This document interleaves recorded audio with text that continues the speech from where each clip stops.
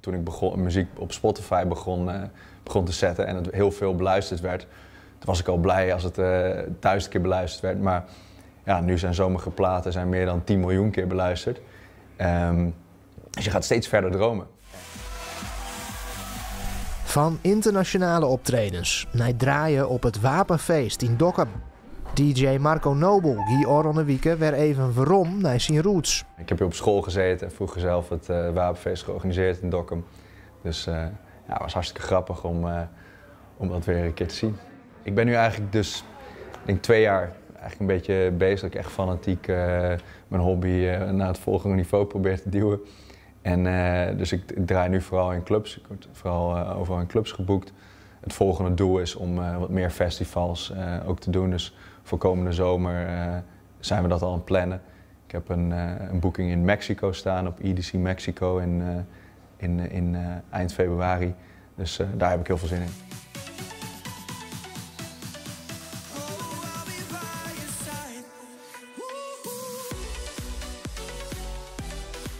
Het is eigenlijk een beetje uit de hand gelopen hobby.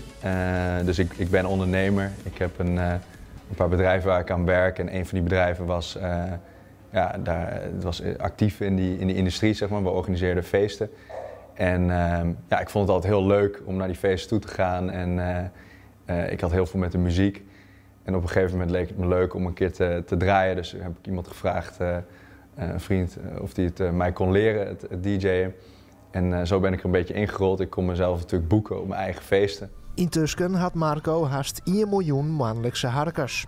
Wen het er in het boekenloon en hoop het er stiekem de grote DJ's achterna te gaan. Hast je een voorbeeld? Ik denk dat vooral Tiesto heel erg bijzonder is. Hij is inmiddels 52, hij ziet er denk ik uit als 35. En ja, hij heeft gewoon al zo'n lange carrière en hij is nog steeds relevant. Hij heeft er ook voor gezorgd dat DJ's echt een superster kunnen worden, zeg maar. Dus hij was eigenlijk de eerste superster DJ. David Guetta is natuurlijk ook wel een beetje een naam zoals hem, maar ik denk dat Tiesto wel echt heel bijzonder is.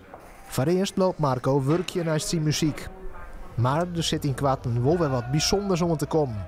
Ik heb een plaat die komt begin volgend jaar uit met Lil Wayne. Dus dat is eigenlijk mijn eerste plaat met echt een extreem grote ster. Dus dat is eigenlijk mijn eerste werk met een grote artiest. Ja, nee, dat is zeker bijzonder. Ja. Als je daar dan op terugkijkt en daar op die manier over nadenkt, dan is dat inderdaad wel bijzonder. Ja.